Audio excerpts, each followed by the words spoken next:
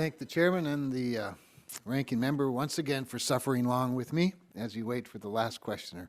And thanks to both of you as well.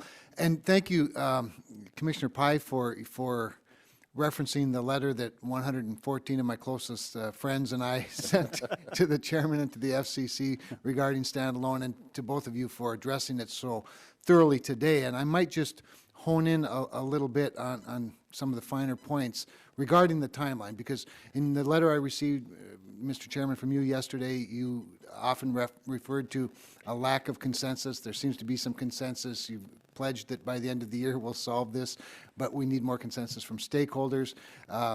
As you all both know, of course, the RLEC community presented a plan in 2013, modified somewhat over the last couple of years to meet moving targets. I might ask you, Commissioner Pai, you've offered up, I think your quote or from your plan was simple amendments to existing rules as an outcome. And one thing I've noticed around here, and I've certainly noticed in regulatory bodies, having served on one, we can tend to complicate simple things. My goal is usually the opposite of that.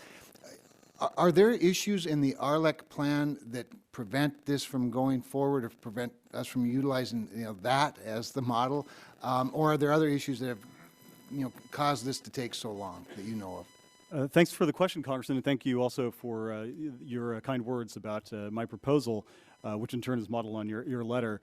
I think stepping it back to 60,000 feet, I think the problem is basically this. There are a number of problems with the high-cost fund, A, B, C, D, E. Problem A, however, is standalone broadband service. And my position has been, consistent with your letter and a companion letter in the Senate, that let's adopt targeted changes to our rules to make sure that rate of return carriers aren't penalized for offering broadband as a standalone service. Now, that's not to say that problems B, C, D, E aren't important, but for the purposes of this issue, standalone broadband service, let's get that piece of it done and then turn to the other issues. Now, the issue with the rate of return carriers and the consensus, I appreciate the efforts of my colleagues to try to find that consensus, but nonetheless, number one, it's not necessary to resolve those issues to adopt a standalone broadband solution. And number two, if we end up waiting until a consensus emerges on those other issues, I fear we're not going to meet the deadline we set for ourselves and publicly for getting this done by the end of the year. Chairman Wheeler, can we meet the end of the year deadline? Is there a reason we can't meet that? And are we attaching too many other things to the simple solution? Those are the two right questions. Yeah. I'm trying to do that. It is my goal to do it. I expect to do it. A couple of points here.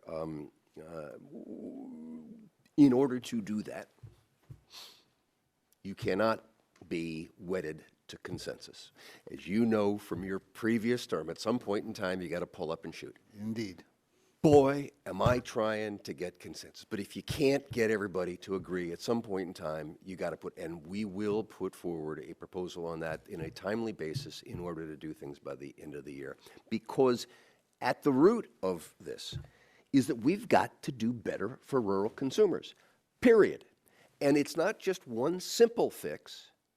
It is a broader set of fixes, because I am in violent agreement on the narrowband broadband issue, but it's not enough. And then we also have a responsibility to those people who are paying for this every month in their phone bills to make sure that the money is spent responsibly. And I hope we have consensus. I'm working for consensus, but if we can't have consensus, we need to have progress. Well, there are other issues that FCC's taken up this year that I wish there would have been more consensus on. So I don't want consensus to mean 100%, as you might imagine.